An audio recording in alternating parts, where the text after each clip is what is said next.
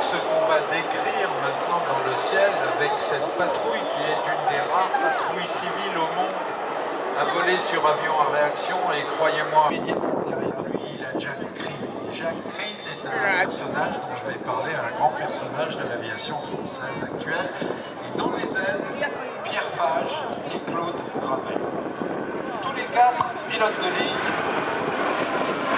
sauf une qui n'est pas à la retraite, moindre, les trois autres sont d'anciens pilotes de ligne.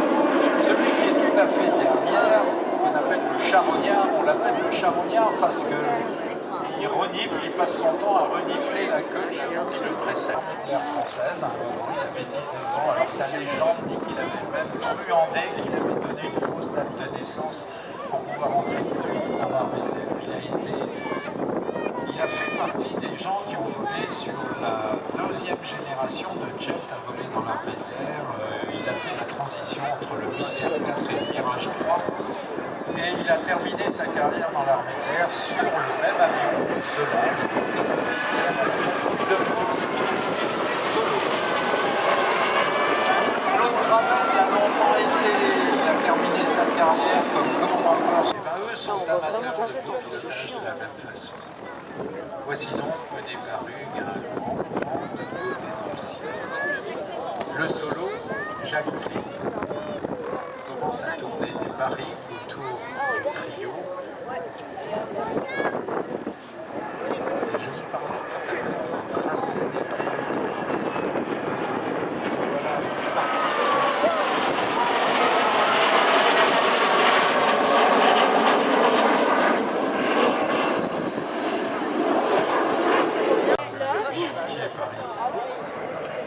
Mauboussin et Castello s'étaient donc mis ensemble pour dessiner ce monument des livres. Les moteurs d'aujourd'hui ne font plus ça. Donc ces moteurs étaient des réacteurs construits au pied des Pyrénées chez Turboméca à Bordes. Et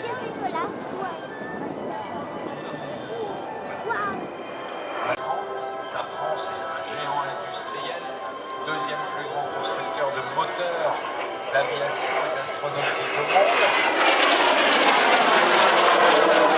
Et donc Joseph Siemens installé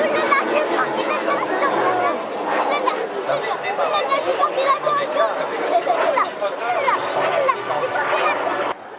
Il a été construit à pas loin d'un millier d'exemplaires. Il a servi bien évidemment en France. Il a été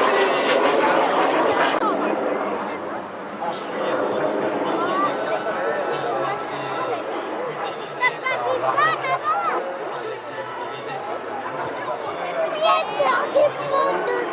été utilisé par la patrouille de France a été équipée pendant longtemps sous les majestés.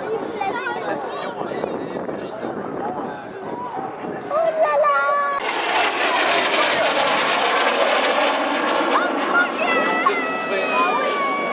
La colonne sous les cieux, donc vous voulez monter à gauche. C'est un avion qui a été extrêmement facile à fabriquer. Quand on volait sur le Fouga, on était même impressionné par la facilité avec laquelle cet avion se laissait piloter.